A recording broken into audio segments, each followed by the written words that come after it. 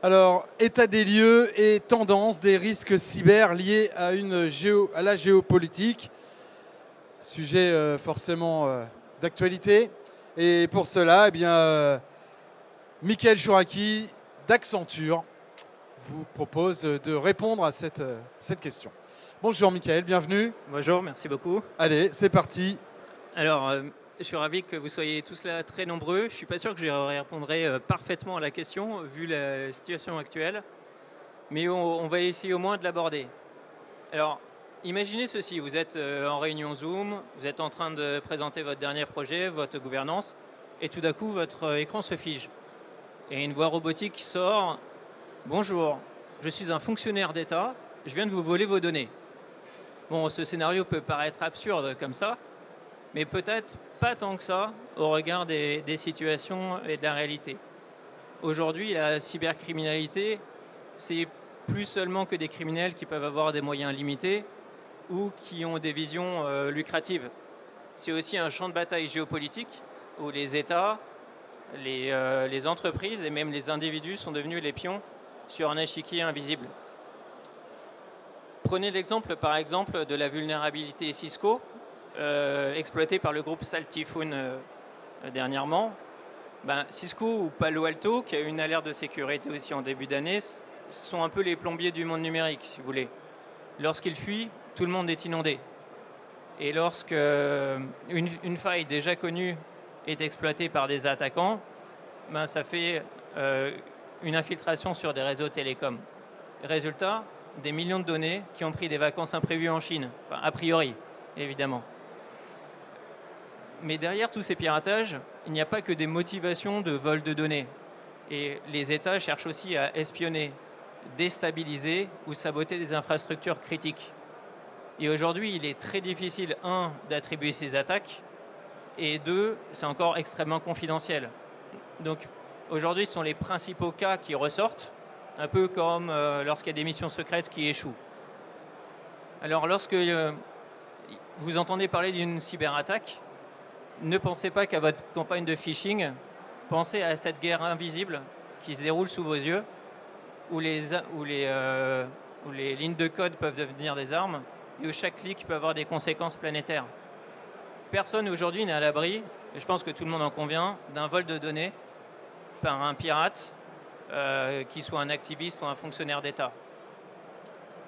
Alors, est-ce que vous êtes tous prêts à plonger avec moi dans les coulisses de cette guerre invisible ? Les récents conflits géopolitiques ont quand même augmenté une augmentation des menaces cyber. Donc on a pris le repository des incidents cyber de l'Union européenne et on a fait un peu de data crunching pour identifier tout ce qui pouvait provenir à la fois des activistes liés à des motivations étatiques et des États. Ce qui donne ce graphe où on voit quand même une légère augmentation en 2011. Après, ça a bien stagné.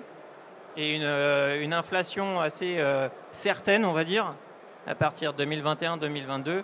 Évidemment, la majorité de ces attaques sont dues à l'invasion de l'Ukraine par la Russie et à l'attaque de la bande de Gaza par Israël.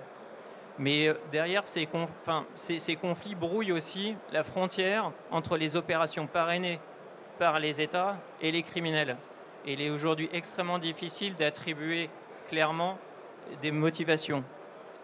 D'après le dernier rapport de l'ANSSI, qui est sorti il y a 2 semaines sur les menaces en France, 2024 a vu une hausse importante des attaques à vocation de déstabilisation, notamment portées par des activistes. D'après notre département de Threat Intelligence, on a analysé les incidents cyber des 3 dernières années.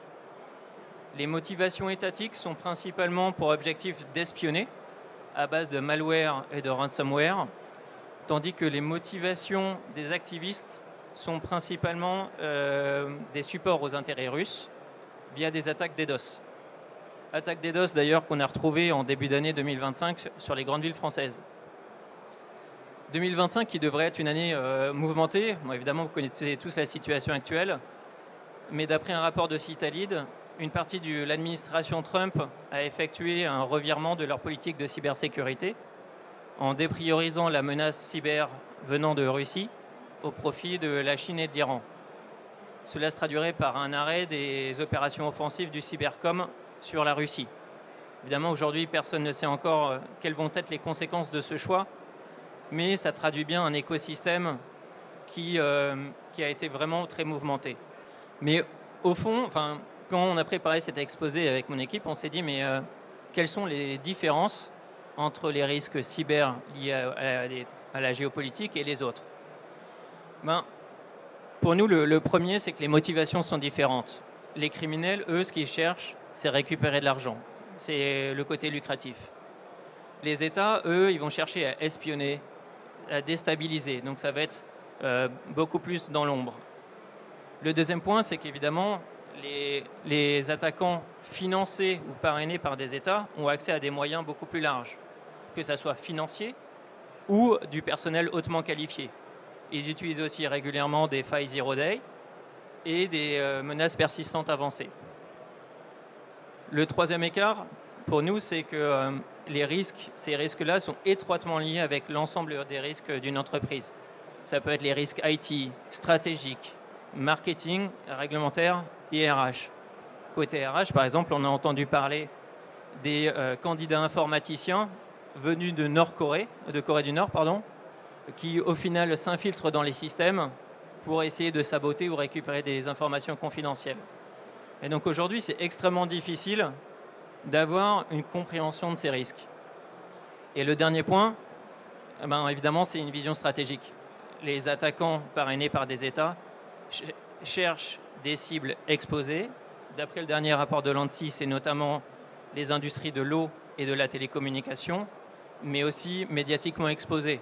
On peut penser à Tesla, évidemment, qui s'est fait maltraiter via des attaques DDoS sur toute leur surface web, mais il n'y a pas que. Mais au final, tout ce qui sort dans les journaux, c'est que la partie émergée de l'iceberg. Toutes ces attaques visibles, directes, pour déstabiliser et nuire. La guerre venant de Russie, les opérations d'espionnage sur ASML ou les attaques par ransomware nord-coréen pour contourner les sanctions. Ça, c'est ce qu'on voit et c'est ce que notre pagayeur peut essayer d'éviter. Par contre, il ne faut pas oublier tout ce qui est invisible et les incidents quasiment impossibles à attribuer. Dans le monde numérique aujourd'hui, on peut beaucoup plus facilement camoufler, déguiser et cacher les traces. Ce qui n'est pas forcément possible dans le cas réel, où lorsqu'on fait une guerre, on tire un obus, on sait de quel pays ça vient, et du coup, je vais t'attaquer en réciprocité. Côté numérique, c'est très compliqué de faire la même chose. Et cette complexité est accrue par la vulnérabilité des chaînes d'approvisionnement, qu'elles soient physiques ou numériques. Les attaques sponsorisées par les États ont un historique d'attaquer les chaînes d'approvisionnement parce qu'elles sont plus fragiles que les cibles principales, donc ce qui permet de les attaquer indirectement. Et en plus, on attaque plusieurs cibles à la fois derrière. Le cas de SolarWinds, il n'y a pas si longtemps, est un exemple frappant, où un attaquant a infiltré SolarWinds et du coup a pu infiltrer plusieurs milliers d'organisations derrière. Très récemment, en France, on a eu le cas du logiciel Harvest, qui est utilisé par les gestionnaires de patrimoine. Et l'attaque de cet outil a bloqué pendant une semaine bon nombre de banques privées, par exemple. Mais ces attaques dans l'ombre peuvent aussi avoir des objectifs de prépositionnement et d'espionnage. Par exemple, les analyses de l'ANSSI, toujours d'après le rapport 2024, ont identifié un prépositionnement sur une entité en 2022, sur une entité impliquée dans les Jeux Olympiques, par un groupe réputé chinois. Et donc, à l'image de notre pagayeur, naviguer dans ces eaux est loin d'être une sinécure, parce que autant on sait un peu ce qu'on affronte en haut, mais on sait qu'il y a beaucoup de choses cachées derrière, avec des acteurs qui attendent qu'un seul instant pour appuyer sur le bouton et déstabiliser les opérations les plus critiques. Et d'autant que la majorité des organisations peuvent devenir de facto des victimes collatérales. Parce qu'aujourd'hui, il y a une très forte... beaucoup de complexité au sein des entreprises. On s'est posé la question de mettre mais est-ce qu'on met le réglementaire ou pas? Est-ce que c'est lié au risque cyber? Le risque réglementaire prend aujourd'hui de plus en plus un aspect géopolitique. Il a émergé dans les années 2000 avec les premières lois pour encadrer la cybersécurité, notamment dans le secteur financier, avec la loi Sarbanes-Oxley et la directive des services de paiement. Puis en 2010, on a eu un socle réglementaire un peu plus important, avec la loi de programmation militaire et la NIS. Et pour moi, est arrivé le chamboulement en 2018, le RGPD, qui a démontré le pouvoir de l'extraterritorialité des données, enfin de la réglementation, sur le contrôle et la sécurisation des données. Et pour moi, c'est la boîte de Pandore a été ouverte. Aujourd'hui, chaque pays cherche à pouvoir maîtriser et contrôler ses données et aussi les systèmes d'intelligence artificielle dans les années à venir. Et ça, c'est un mouvement qu'on a compris et qui permet de passer d'un monde bipolaire à un monde fragmenté où chaque pays aujourd'hui fait sa réglementation. On est passé d'un monde, globalement le bloc Amérique-Europe qui avait ses réglementations, à maintenant chaque pays veut faire les siens. Et ce qui est en train d'arriver, c'est on est en train d'appuyer les secteurs déjà réglementés, notamment via DORA et NIS 2, plus étendre les réglementations à l'ensemble des sociétés via le Cyber Resilience Act et probablement dans les années à venir à une convergence entre la sécurité physique et numérique. Et alors, la question que beaucoup d'entre vous doivent se poser, mais au final, est-ce que ces risques réglementaires, est-ce qu'on peut les rapprocher d'un risque cyber? Parce outre le risque d'amende et le risque de réputation, comme les risques réglementaires, il n'y a pas trop de différence. Nous, on pense que oui, parce que certains pays autoritaires peuvent utiliser ces réglementations pour créer des failles.